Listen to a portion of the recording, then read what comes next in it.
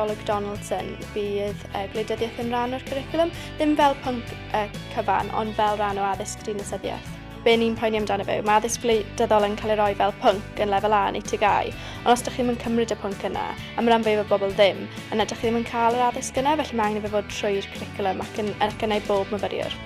Ni'n meddwl bod angen cael addysg gwleidyddol yn y cwricwlwm mewn ffordd gwahanol i'r BAC.